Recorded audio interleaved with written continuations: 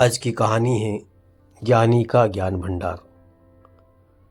किसी समय की बात है, एक बहुत ज्ञानी व्यक्ति था। वो हमेशा अपने ज्ञान पर गर्व करता और अपनी पीठ पर ज्ञान का भंडार लादे चलता था। सारी दुनिया उसकी जय जयकार करती और वह अपने ज्ञान के दंभ में इतराता फिरता। एक दिन वह पहाड़ियों से गुजर रहा था जब अचानक उससे भूख लगी। उसने आसपास नज़र दौड़ाई और देखा कि कुछ दूरी पर एक बुढ़िया पत्थरों के बीच बैठी रोटी पका रही थी।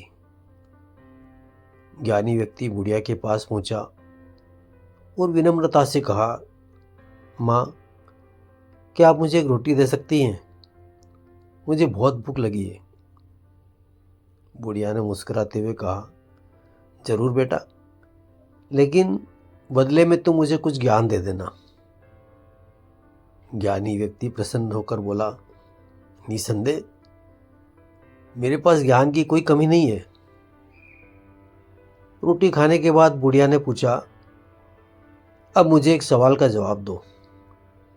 तुमने जो रोटी खाई उसे तुमने अतीत के मन से खाया, वर्तमान के मन से, या फिर भविष्य के मन से? यह सुनकर ज्ञानी व्यक्ति चौंक गया। उसने अपनी पीठ से ज्ञान की भारी पोटली उतारी और उसमें जवाब खोजने लगा। हजारों किताबों के पन्ने पलटने के बाद भी उसे सरल से सवाल का उत्तर नहीं मिला। समय बीतता गया, लेकिन वो कुछ भी नहीं समझ सका। आखिरकार बुढ़िया ने कहा, बेटा, तुम रहने दो। इस सवाल का जवाब इतना कठिन नहीं था।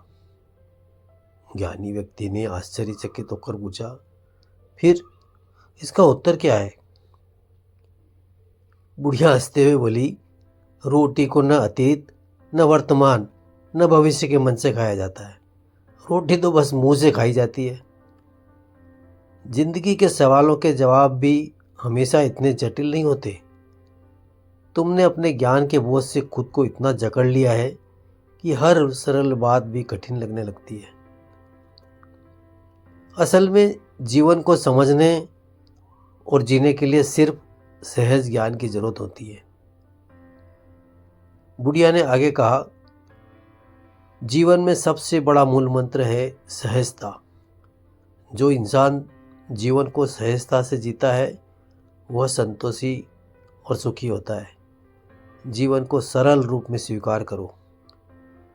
लोग अक्सर सोचते हैं कि जो हमें मिलेगा वही हम देंगे, पर असल में जो तुम दोगे वही तुम पाओगे। याद रखना, हर सवाल का जवाब किताबों में या ज्ञान के बोझ में नहीं होता। कई बार जिंदगी के उत्तर बस हमारे सामने होते हैं, अगर हम उन्हें सरलता से देख पाए। जय जिनेंद्र। आपने ग्रुप के YouTube चैनल को अभी तक सब्सक्राइब नहीं किया हो तो अवश्य कर लें, ताकि आपको कहानियाँ नियमित मिलती रहे। जय जिनेंद्र।